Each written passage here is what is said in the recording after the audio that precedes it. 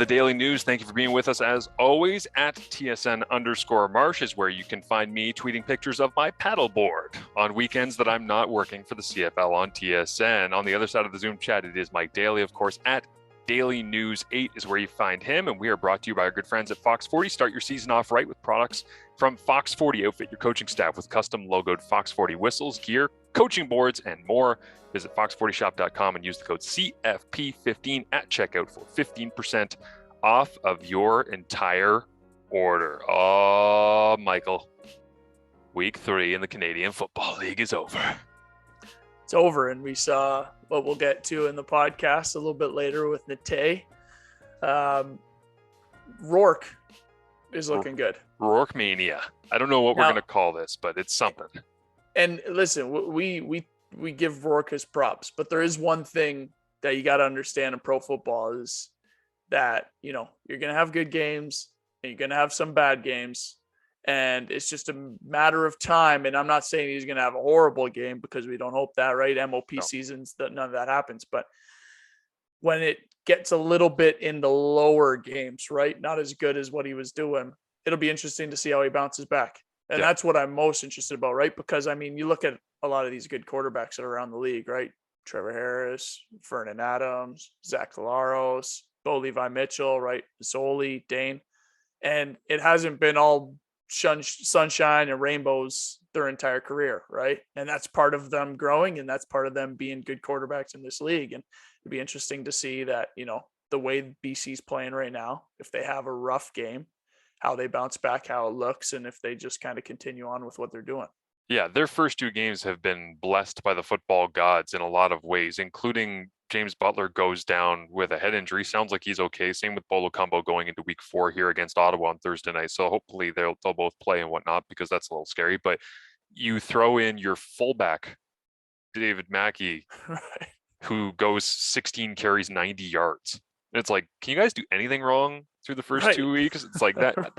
That is not a thing that happens. We recently just saw this in the Calgary Hamilton game, where I believe it was only Kadeem Carey that was dressed at running back, and he goes down, and they have to play Charlie Power, who's been a running back in his past at the University of Saskatchewan and at times in spot duty for Calgary, but really he's a fullback. And he goes in, and it's like they run the ball once the entire time that he's in the backfield playing quote unquote running back. So for them to be able to go 16 carries, 90 yards with Mackey, I was just laughing because I'm like, they can't do anything wrong, it seems like, at this point. But I will say, I was laughing today in a series of email chains I was on for CFL.ca content production stuff, where this is Monday that we're recording this, okay? So everybody's like back at their desk or working remotely or whatever. Everybody's got their ideas. They're like, okay, here we go. Here's what we're going to do for the week. In 5 minutes between 9:30 and 9:35 this morning, got emails that said, hey, Marsh, can you write an article about the status of Canadian quarterbacks with Rourke as kind of like the main theme? I got another that said, hey, Marsh, can you do the sit down with Nathan Rourke? We really need to get him on camera in Ottawa before the game on Thursday. And the third one I got was from the CFL video. Actually, I had 4 emails, because the third one I got was from Kyle Scott saying, can you write and voice a Nathan Rourke essay that we can run on social on Thursday? And the fourth was Lucas Barrett, comms from the CFL, saying, I need your vote because I vote for the players of the week each week. And Rourke obviously needed to be in that inclusion. And he said, wow, clean sweep for Nathan Rourke when he saw my votes come in. And I said, yep, let's see how sick we can make people of Nathan Rourke before we actually get to week 4, right? Because it's like, and let the kid play. It's absolutely everywhere. And I think, but this is what we have to take with a grain of salt on this stuff, is like, would you rather have it the way it often is, where nobody gives a damn? Or would you rather have overkill? My fear, obviously, is because I'm a bit counterculture. Typically, when I'm looking at these things, when people zig, I try to zag in a lot of my coverage and different stuff. And my fear is that we do make people sick of him. And then people, like, I've even seen it on the broadcast, like, are they even watching the game, or are they just here to celebrate Rourke, right? Like the commentary on those things. So we have to be careful of that on Thursday, where we are not doing it too much. And people have to realize that we get into it in the podcast with Natey, but we have to realize that a lot of this is the whole team. Mm-hmm. Yes. Right. And yes, obviously everything's going to live and die with the quarterback that's there, but the defense is playing well, right? Like we talk about the O-line's getting better. The offensive coordinators really dialing some stuff up because receivers are running wide open, right? Mhm. And the CFL, when they are running that wide open, it's either somebody fell down or they dialed something up, the game plan, that defense, and was able to exploit it that early in the season, right? Game two. But it's interesting to see how much people are attacking this Rourke situation because he's a young guy and you just like, man, let this guy play. Let the Yeah. guy play Yeah. football. I agree. I agree. So we'll talk more with Natey Adjei coming up in just a couple of minutes about that. Let's bounce around just for a few minutes here on the rest of the league. Thursday night, 37-13, Montreal at home Mhm. slaps around the Riders. For me, watching this game, and it's hard to tell because he always has a little bit of a, if you want to call it a hitch in your giddy up when he's running around. But Fajardo looked hurt to me. And like he got hit, I think he got sacked like 6, 7, 8 times, something like that. He got dinged. He had to run around. Like he looked exhausted by the third quarter of this game. And they tried their best, and Duke Williams made a sensational grab to make the score seem more respectable down the stretch. But Montreal was far and away the better team on this night. And I looked at Cody in that one, and I was like, man, the deep ball wasn't there. Kind of looked like 2021. And he just looked like his legs were tired. And it made me concerned that he might already be dealing with something as we sat there in week 3. But That might be the case when you're getting hit that many times, right? yeah, And now you have to go into the air all the time because you're down big. And that's one of those games where, I mean, you look at the BC games, you look at that game, right? Any time you get blown out like that, like I've said before, it's 3 phases of the game. That's offense, defense, and special teams, all one yeah, for Montreal. And so when you're in that situation as a Sask and you're trying to get your, crawl your way back into the game, well, you're going to put Cody in, some tough situations where, the defense is playing the pass. So they're going to drop everybody or heat him up. And he's going to either have to buy time with his legs and run around. And if you're hurt, it's not fun, or you're just going to keep getting hit. yeah. And, early on, yeah, that is a concern if he is hurt, but we don't know. We don't know Yeah. what it was. And There was one specific play. It was like he had taken a sack, he had thrown a ball away, and then it was kind of like late third quarter, and the pressure was on, and he just sat down, and it just looked like he was like, "Listen, man, I had enough of this for tonight. Like I'm good. Like just tap me, let's get off the field, punt, like whatever." And it wasn't that he was giving up or he didn't want to be there. Or he had bad body language. That's not what I'm saying. I'm not doing the Skip Bayless hot take of this guy's a quitter. it's What just I one of those nights, what I'm man. saying is like it was in Montreal, it was humid as could be, and he was getting hit a ton, and it just looked like his body was like, I've had enough, let's regroup. Like we can come Yeah. back and figure this out a different day. But then Hamilton against Winnipeg, I will say, and Mike, I know for a fact if I had this emotion, you must have had this emotion. Them, I saw they were going to wear their white uniforms at home because they're the ones that they wore in both the Grey Cups. I thought it was just like a weird rub it in thing. When I actually saw the opening kickoff of the jersey matchup of the all black Ticats uniforms against the white tops in Winnipeg, I actually had flashbacks to the 29 because I was on the sidelines for both of those Grey Cups. And then the amazing thing is that like Willie Jefferson hasn't had a great start to the season. Jackson Jeffcoat has been dinged, missed a game, came back, and it's had his impact in week 2 against Ottawa. But those guys are the heart and soul of their defense, and they haven't been great. But something about playing against the Hamilton Tiger Cats, Jeffcoat had a couple of knockdowns, a couple of pressures. Willie has a sack. He has a pick 6. Those bad bounces that plagued you guys in those Grey Cups, specifically on passing plays. You get 2 balls that are thrown directly into the chest of Stephen Dunbar, and they bounce off of him 10 feet the other direction into interceptions. It just looked like, I talk about Fajardo just being physically exhausted. It looked like Dane just couldn't believe that it was happening again against that Winnipeg group that he had to deal with for a Grey Cup and a half, I guess we'll call it. Yeah, and he's kind of been dealing with that a little bit, right? Like, you'll look at Hamilton right now and you'll say, okay, turning the ball over a lot, but it's weird things like that. You know what I mean? Yeah. It's hitting the receivers right in the hands. It's some bad breaks that you don't really see happen. They're in games, but the problem with this Winnipeg one is they just ran into a defense that is playing really well. And those guys are tough to stop. And the other thing that I said is, when you're trying to get pressure on the quarterback, right, you either need a front four that is going to absolutely light it up, right? Because then that way it'll help you. You can actually drop people in coverage. You can play. If Zach has all the time in the world, which he was on some of those plays, it's going to be easy for him. So all he's doing is he's waiting until you heat him up. He knows that at some point he's going to have to get heated up. And that's when you see him go downtown to Ellingson, go downtown to Dembski. And those are the big plays they're looking for. So again, it's just like, it's one of those things where you watch the game and it's just like, oh my God, can these guys catch a break? Yeah. You know what I mean? Like, we got to be able to knock one of these balls down. I keep saying we, bias. Yeah. Let me just do this. But well, when you spend a decade of your life being we, it's kind of hard to shut it off. So and I feel for those guys because, man, it's like, let's catch a friggin' break, man. Like Stephen Dunbar, one of the best receivers in the league, and that's going to happen to him, right? And it's going to bounce and make a pick. And to come with some of those bombs, it's, they're going to come down with it against good players. It's a tough one to watch, man. It's tough. It's a tough world that they're in right now because I know they're back in their locker room looking at each other like, again, what can we do to fix this? It seems like it's on every situation here. Yeah. And it's the one that jumped out to me because I was away camping over the weekend, is that I open up the box score, I get emailed the final stats, and I always love kind of going in blind after not seeing the game and just going, if I just look at the numbers, can I tell how this game played out? Because sometimes the numbers will deceive you and sometimes they'll tell the truth. Mm-hmm. And I've watched the game through now. I've tracked it and analyzed it and all this stuff. But the first thing that jumped out when I just looked at the raw numbers was Stephen Dunbar, 15 targets. Yeah. He had 15 targets. Like Dane had 42 attempts, which is a little bit higher than the league average. It's usually somewhere in around like 33 to 36. He had 42 attempts because they were trying to throw to get back into it. Sean Thomas Erlington was the lead back, only had 6 carries the whole night.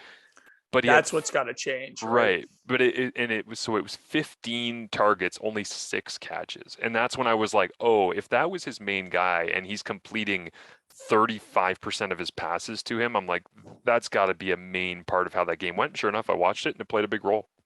And well, that's the thing. So, and we even touch on this in the podcast, but what's going to end up happening is teams are going to see that and they're going to say, okay, they're going to number 8. Yeah. They're going to Stephen Dunbar. They're going to throw the ball to him. It'd be interesting to see who's number 2 on that team in targets, but I'm going to guess it's either Tim White or Sean Thomas Erlington. Yes, it was Tim White, 8 targets, 6 catches. And all you're going to do is you're going to say, okay, we're going to roll the coverage to these guys. Wherever they show up, we are going to roll the coverage to these guys. We are going to make them run the ball or beat us, in their case, to the field side or wherever those other receivers are going to be. Because if you're going to sit there and try to go at these guys all the time, we're not going to let you do it.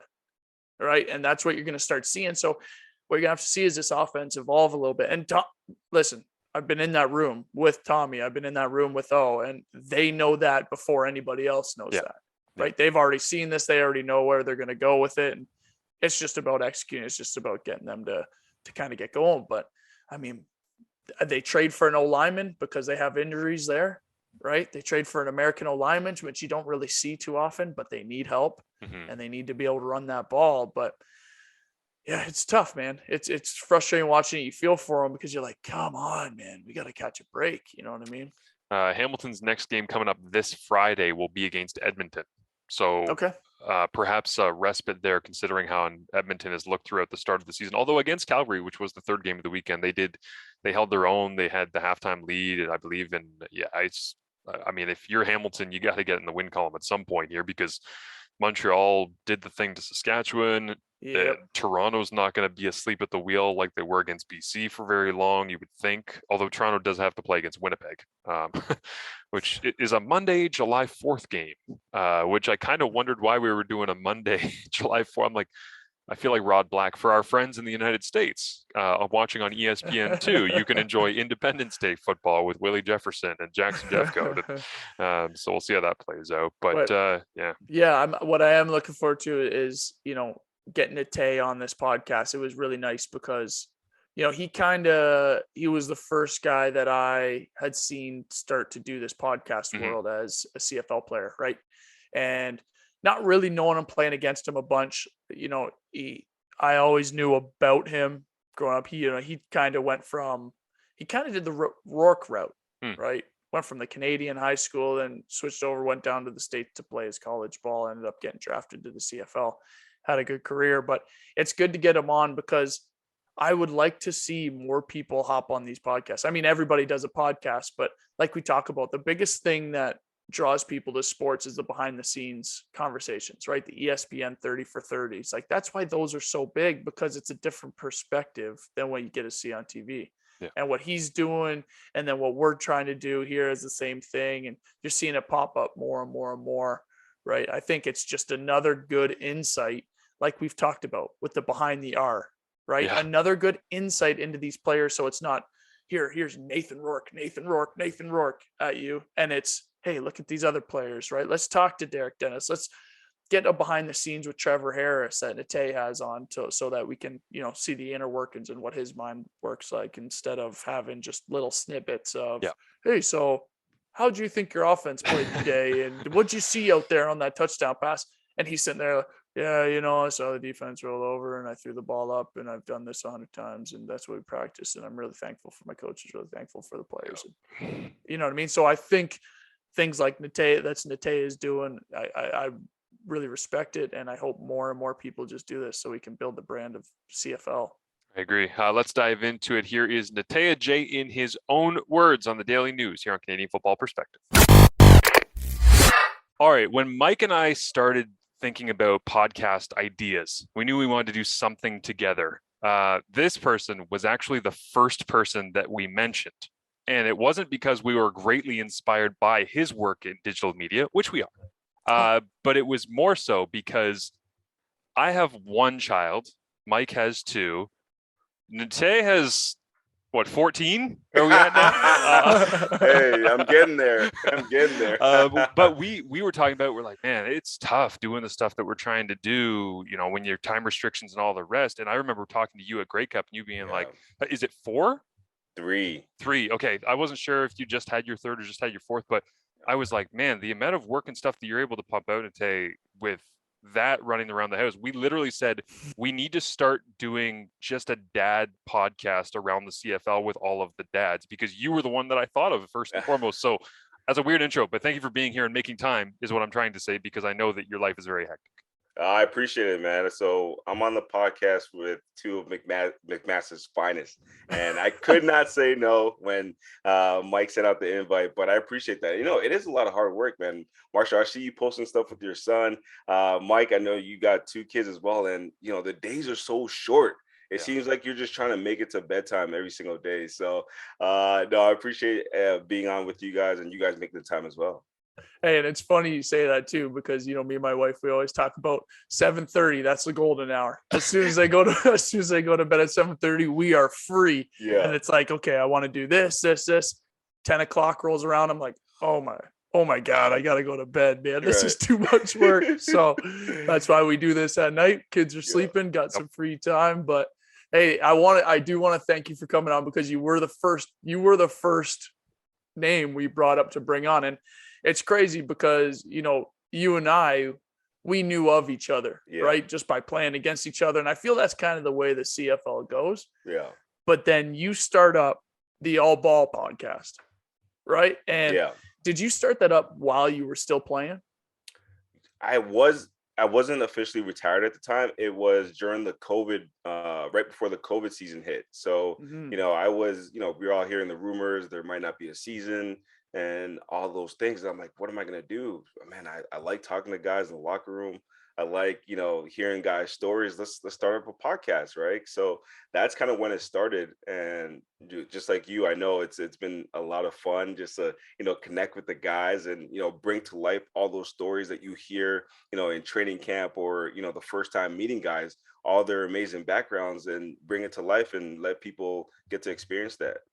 Yeah. And that's kind of the beauty of what we're doing right now, because you brought up, and you see it happen in the NFL, right? You see the Pat McAfee show, you see the Bussin' with the Boys type stuff, which is pretty cool because it gives you that little bit of insight, right? The I Am Athlete is another great one that they just talk about the locker room stories, and you see people like they they flock to it because it's like, man, this is kind of what we're missing. So then you look at the CFL and you're like, man, there's none of this. Yeah. There's none of this shit going on. So then I see you start up your All Ball podcast. I'm like, wow, man, that's actually a really good idea. Yeah. So then as soon as the season was over, I'm like, that would be fun to do, man. Just get some friends on, talk about what people don't see in the background.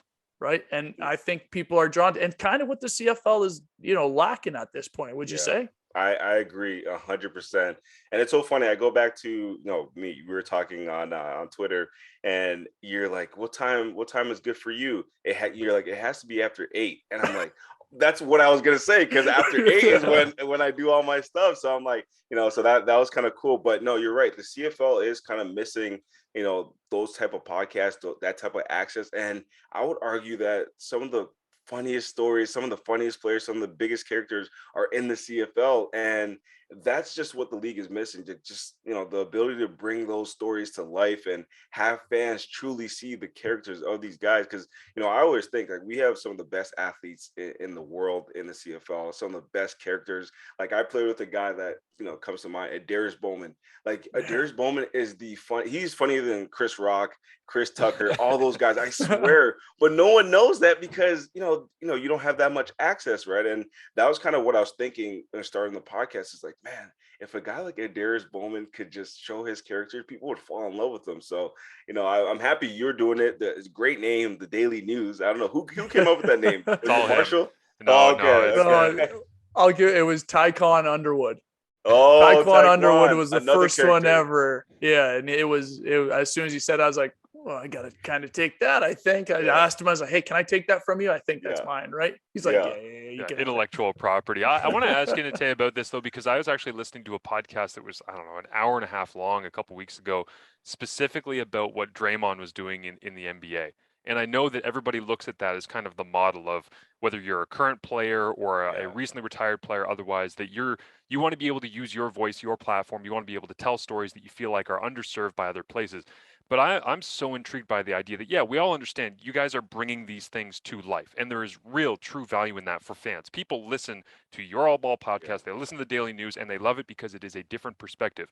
But what do you think is the real long-term value in the effect on the actual media landscape? Because I know you're somebody who's interested in the business itself as well.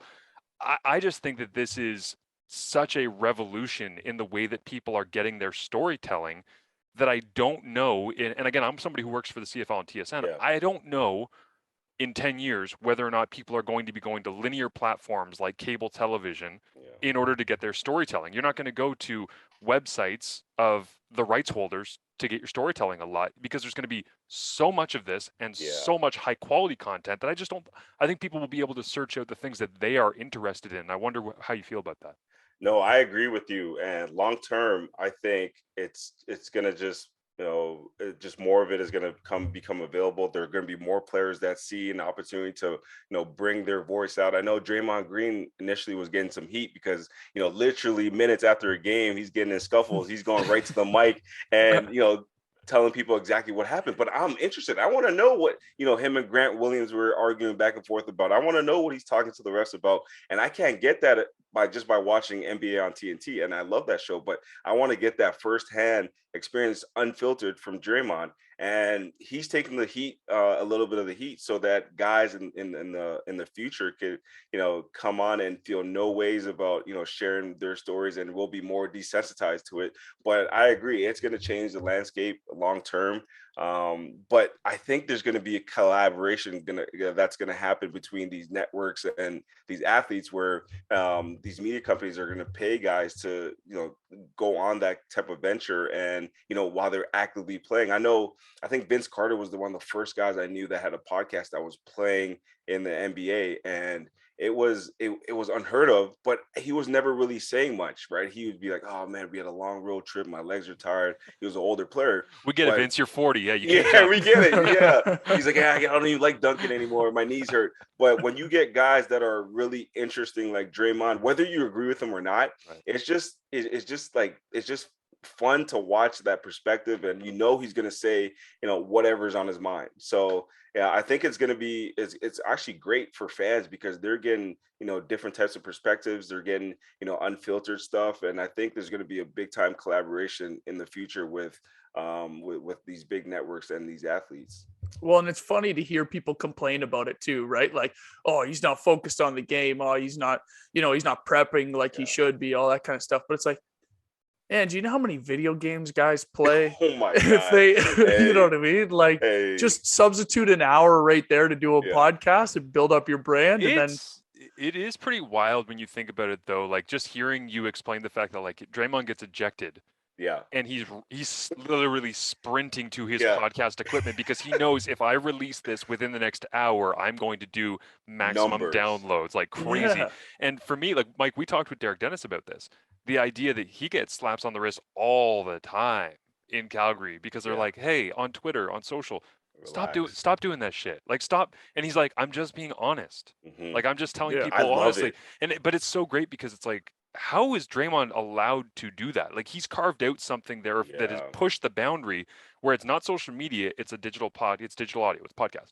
But now it's like, if I think of a good example here, Calgary against Hamilton, where the Ticats collapse and Bo Levi storms back, and it's like, if Simone has a podcast, I would listen.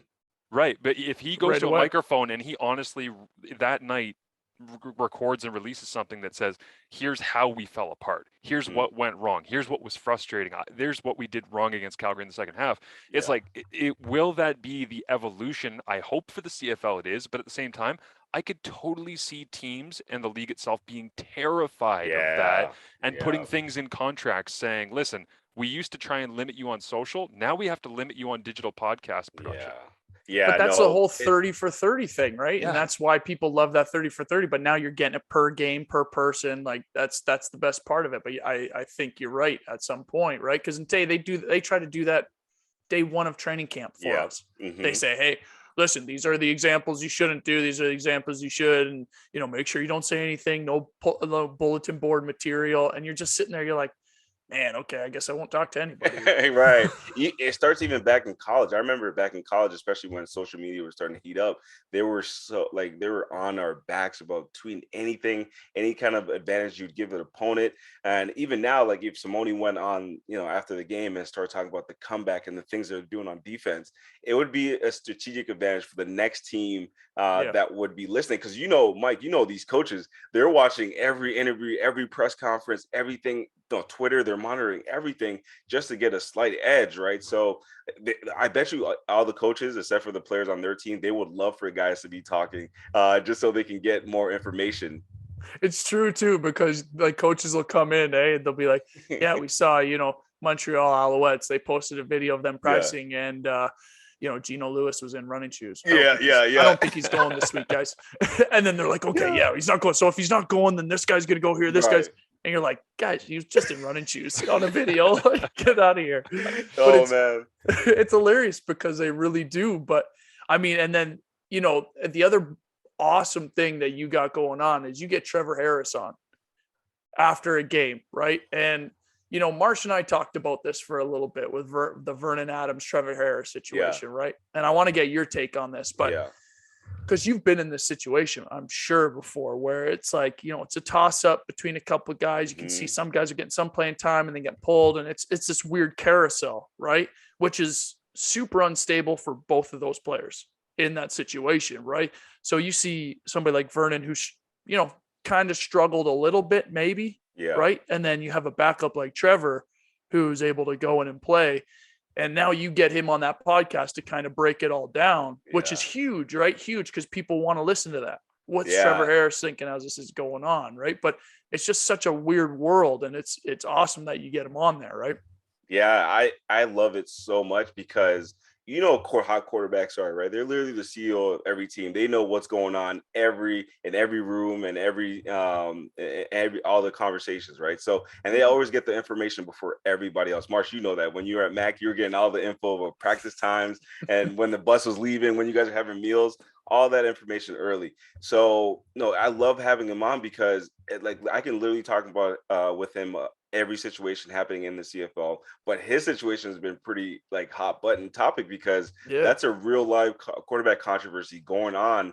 And the thing about Trevor is he he, obviously he's playing in the league and he doesn't want to give away any secrets, but off air, he's telling me everything going on. And obviously I won't betray his trust, but I think for him right now, he's in a really good situation where Kahari, trusts him to run, the plays exactly how it's called.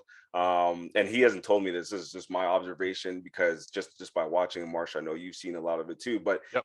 it's a big luxury to have a quarterback like a Trevor Harris, because he's going to be locked in. He doesn't need a ton of rest to be ready. And when you call his number, he's going to give your team a spark, because he's seen exactly what you're missing out on that field. So Vernon, unbelievable talent in this league. That Mike, from facing him. And the thing is, what Trevor told me, he's going to be a great quarterback in this league for a long time. Right now, and later this season, they might go back to him. But right now, I think they're rolling with Trevor. And I think Kahari likes the way things are going right now. And, it's hard not to when they just, put on a performance like that against Saskatchewan. But Trevor, on the podcast, he tells me, man, I'm seeing it really well. He's got a bunch of stuff that he's done in the offseason, and for whatever reason, these hash marks are helping him, and he's seeing he's seeing the field really well right now, and his offense kind of suits him, especially when they get Stanback back, a big time running threat. This offense really suits his ability. So we might be seeing a lot more of Trevor. But back to your original point, it's really fun having an active player, especially a player in that position, where I can ask him questions about things I'm watching and he'll have the answer right away. I ask him about plays that other team run and why they run them and where the ball was supposed to go. And he's able to have all those answers for me. We even talk about Nathan Rourke a lot. So it's been really fun, man. And, it's I definitely don't take it for granted. Trevor's a good dude. And it's tough. It's funny because the Nathan Rourke thing, right? Everybody's going to start rooting for him because he's Canadian, right? Yeah. So that's step number one. Number two, he's new guy to get in there. It's tough for new quarterbacks to get in there and do well. But it's I have this kind of bias, and I always have, for all the time I played and all that kind of stuff, is as much as you don't want to root for other guys on the team. Yeah. When they're Canadian and you see that they're balling out. Oh yeah. You're like, yeah, man, this is on. Because listen, and part of the reason I wanted to get you on here too is you are one of the only receivers that's able to play special teams well. All right. So that's step number one. Man. I had respect there. Respect there. And then step number two, that's when you start looking around the league, right? When you're in it and you see these Canadians that are playing well. And I think what Rourke is doing is amazing, because what it's going to do is it's going to open up a window for all these other Canadian quarterbacks, right? Like a guy like Trey Ford just sitting there waiting his time, right?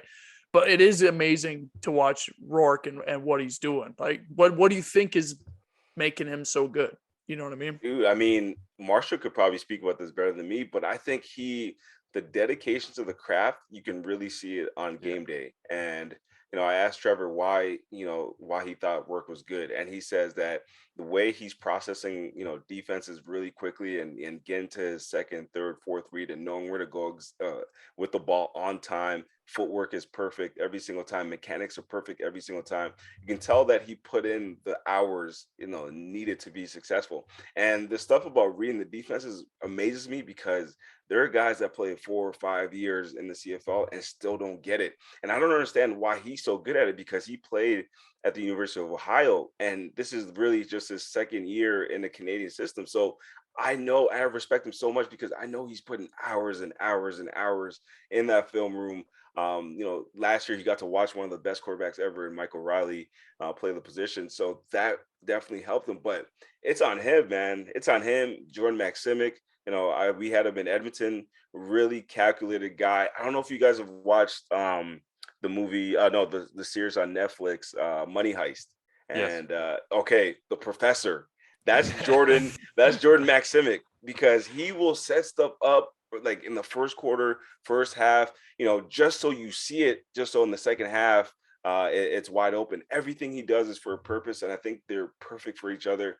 Work, man, he's a machine, man. Like, you watch him throw the ball, and he's got that, it looks like electricity through his body. I'm a big fan. It was tough watching him just dice up the Argos, man. So that was tough watching. But like you talk about, when you see a Canadian balling, you're like, oh man, let's go. And I've never seen a Canadian quarterback play like this. I don't know if you guys have, like, I'm good friends with Brandon Bridge, but he was not on this level where he's beating you. No, he looks like anybody else. Like, if Vernon Adams or Bo Levi Mitchell had this first 2 games to start the season, you'd be like, yeah, MOP, put him in the MOP race, right? So I'm loving what I'm seeing. And funny story. I was talking to a buddy of mine before the season. I'm like, how do you think Rourke is gonna do?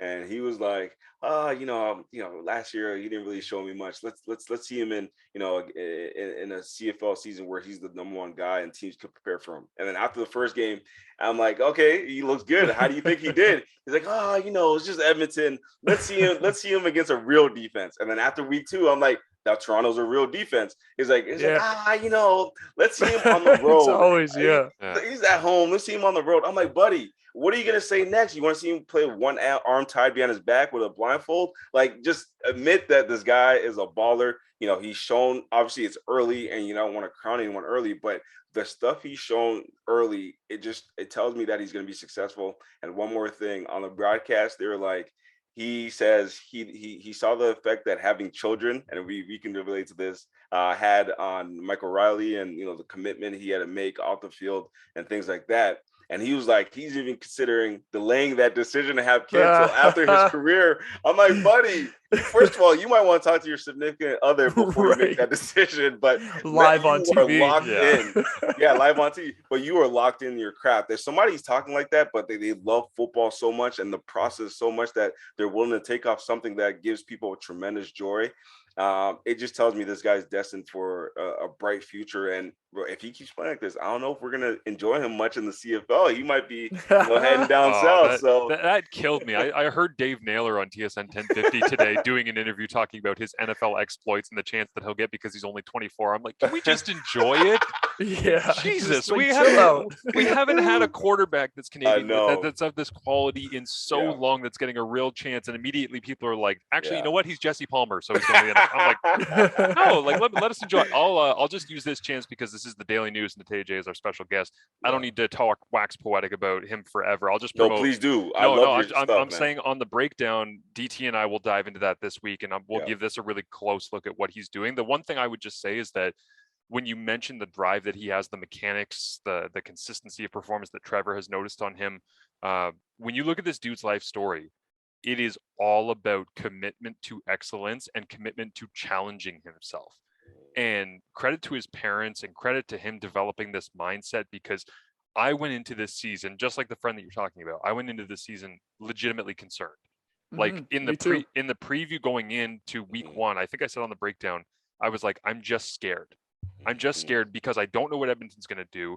I know Chris Jones is going to be aggressive. I want him to stay healthy. I want this to be a thing, but I was just so nervous for him. But you look back, it's like he grows up in Oakville. He goes to Holy Trinity.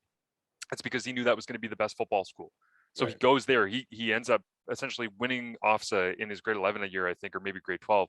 And he's like, well, I've reached the mountaintop in Ontario. I got to go somewhere else. He moves to Alabama. His mom moves down to Alabama with him in order to be able to get him the access that he needs and to settle in and to have somebody there. He goes from there, doesn't get a Division I scholarship offer, goes out to the Jayhawk Conference to play JUCO in Kansas. Yeah. He battles there for a year. Then he ends up getting a couple looks, basically like, I think it was Akron and Ohio when I interviewed him a couple of years ago, where he said they were my only offers. Yeah. He goes to Ohio. He learns the playbook. He takes it on. He develops a relationship with the coaching staff. He becomes an all-conference stud in Division I. And you know the MAC. Yeah. Natey, like you know what the MAC is about. So it's like he goes there, he becomes an all-conference quarterback. He goes into a 2020 draft class, gets drafted, has a COVID season, spends the full year learning the playbook in the building, being around the coaching staff. Yeah, which is huge. Lands behind Michael Riley in 2021, deals with the ups and downs of that, and then goes into an offseason where Riley retires kind of sort of unexpectedly, even to him, I heard him say recently. And then he's just like, well, I'm just going to absorb the stress and the pressure that's around me and just stay with my mechanics and trust my process and keep my heart rate low. And like, I have so much respect for him just because the Zen nature of his ability to do these things, it's a lifelong journey of him preparing himself for the things he's doing now. He didn't just drop out of the sky and set a Canadian passing record. Yeah. He's been building his way towards these things for over a decade. And I just love that. Yeah, no, like you, Marshall, the respect that you have for him, because you know how hard it is to play quarterback, and you know how hard it is to play quarterback at this level. And what I'm seeing is, and especially when he played American football before this, that's the craziest part. And right? he went Canadian to American, back to Canadian, and he's just like, oh, I don't care, extra guy, different skill set, different. And it's like the other thing is, at Ohio, he was getting a ton of called running plays.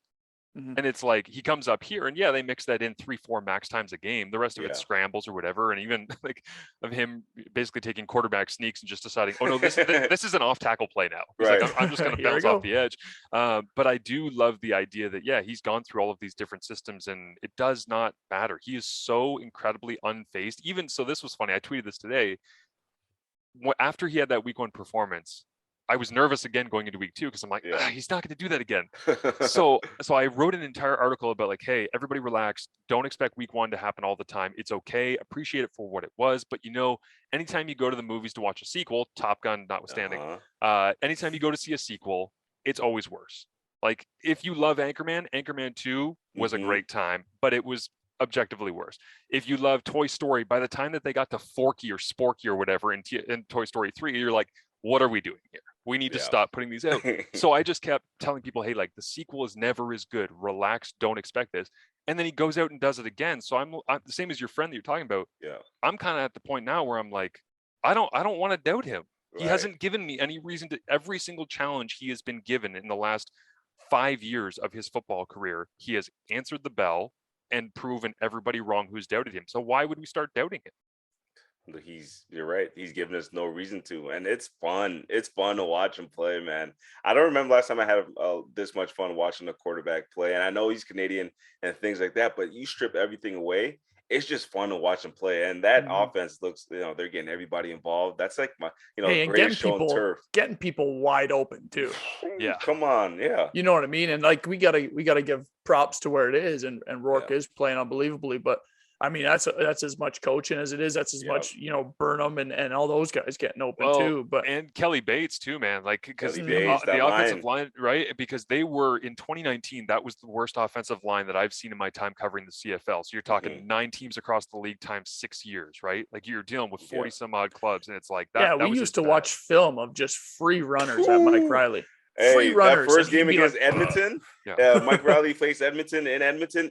We were teeing off on him. I didn't think he was going to make it out. I had an entire folder in my 2019 CFL season folder on my computer labeled BC shitty O-line.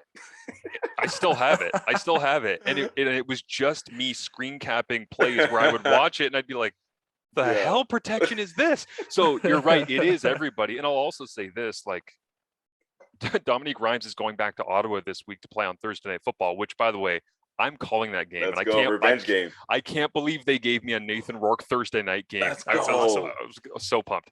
But Dominique Rhymes, 8 targets, 8 catches, 2 touchdowns this past week, and now he gets to go back to Ottawa. It's like that's revenge game. Yeah. Another thing about the time. I mean, I'm watching Nathan Rourke, and it looks like he has a chance to, check his Twitter, check his Facebook, Snapchat, all that, then throw the ball. I'm like, okay, that's like the line is playing amazing. And then, I talked to Trevor about this. Like, yeah, man, if you give any quarterback that kind of time, he's going to look really good. He's like, the adjustment I want to see is when teams start to figure out how to get pressure on him and how he adjusts to that. So I think that's the next step for Rourke. Whenever he does face it, teams will try to get more pressure on him. And obviously that's a cliche that goes around, get pressure on the quarterback, attack the quarterback. That's why defensive linemen get paid so much, because if you can get that constant pressure, you really change the game. Well, and to be fair, Toronto probably has one of the best D-line in the league right now. You know him, yeah. Right? Like JG out there, right? Mike or Shane Ray Oakman, as well. Oakman, Oakman. Oh my gosh. But the thing is so the way it works, right, is, and this, Tay, it's 3 games in is when you're going to start getting your information on offenses and on defenses, right? They want to use a 3-game breakdown. That's how it always goes throughout the league. Yeah. And then that's when you start, you hear the whole make them dribble left-handed, the Bill Belichick, what I mean? Making all that kind of stuff. But that's the where funny you thing see is, it. I'm thinking about Rourke right now is like, I'm not seeing it, like deep balls look good, intermediate stuff look good, short passes are amazing. Then he can take off himself. Screen game is good. Like what do you do to stop him? And I'm texting Trevor during the game, like, yo, what's Toronto need to do right now? He's like, they need to send pressure consistently. They send pressure, and this guy's beating that too. So I really want to see where he could really go with this, and when teams start adjusting to him, because right now he has all the answers.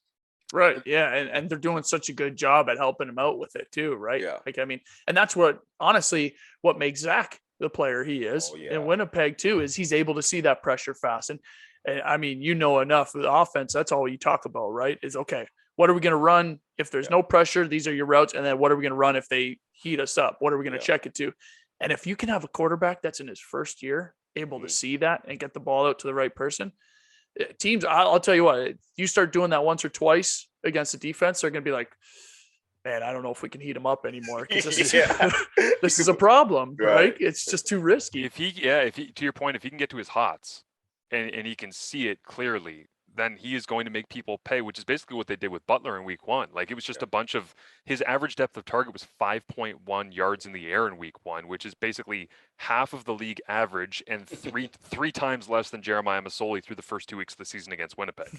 Like, Masoli was averaging like 15 yards per target. Yeah. And Rourke was out there at 5.1. But I just looked up the offensive line. I don't mean for this to be like such a negative, so I'm sorry if it comes off like that, but either Kelly Bates is one of the best coaches on the planet, or Brian Chu and the group that they had in there previously did an atrocious job, because the personnel has not changed. Yeah. So, like, because I remember looking at Joel Figueroa in 2019 and being like, Jesus, he's done. Yeah, he fell off. And I was like, nope, he's perfectly fine. Philip Norman, left guard, been there for 4 years, only ever been a BC Lion. Looks pretty good. Peter Godbear, they drafted him relatively young. I know he was injured 1 year. He's back. Looks great. Suk Chung, they signed him in free agency for 2019 to protect Michael Riley. Oh, but he's only a run blocker. Right. Said he couldn't pass block. He looks fine. And Natey, like, you know this too. You know this too. It depends on the coach and how easy they make it for the players. If they allow the players to be a player, or if they're going to make it difficult or the communication difficult. There's a lot that goes into a group, a collective group playing well.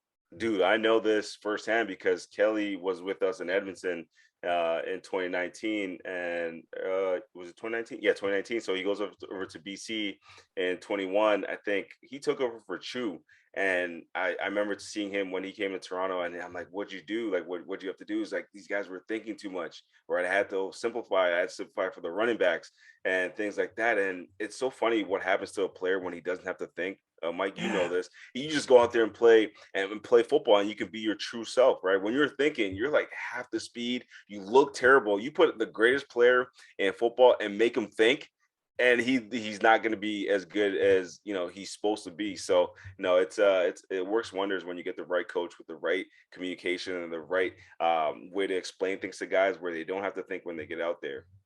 Yeah, and I always heard it too.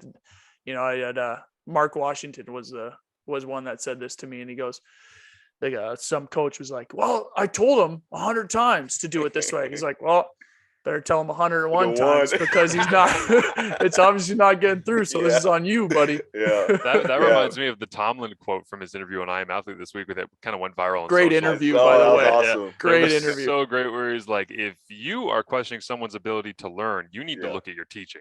Yeah. And it's true, man. It's crazy, because football is one of those things where it's so simple, but we make it as difficult as can be. You know what I mean? Like, man, it's so simple, but we make it hard. And then if you make people think, it's just, unless, just to bring this full circle before we have to wrap up, unless you are Trevor Harris and you just go 4x1 and throw the ball as high as you can to Gino Lewis, and he just keeps making great toe tap catches along the sideline like 3-4 times a game. I swear that is now half the offense for Montreal, and I don't hate it.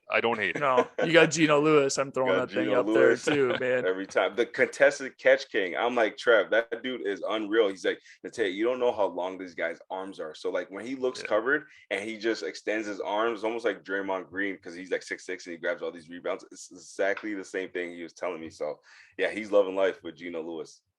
Yeah, man. Well, listen, Natey, I gotta say thanks again for hopping on this. We're done? No, we're done, man. We're done. We want to keep it nice and short, but I know we'll be talking with you as the season goes on. And, everybody go check out Natey's All Ball podcast. Yeah. Listen to him on the cover too, with the Argos, see what he's saying over there. I mean, boo Argos, but I knew that hurt. knew it was coming, man. You knew it was coming. Oh, that's awesome. But yeah, man, I want to say thanks. I really appreciate it. It's awesome talking to you. So we'll definitely do this again. Yeah, we have to, man. I was having so much fun. I forgot I had to, do some chores upstairs. So I appreciate you guys having me. Hamilton Spiners with Master Spiners. I appreciate it. I look forward to getting back on with you guys soon.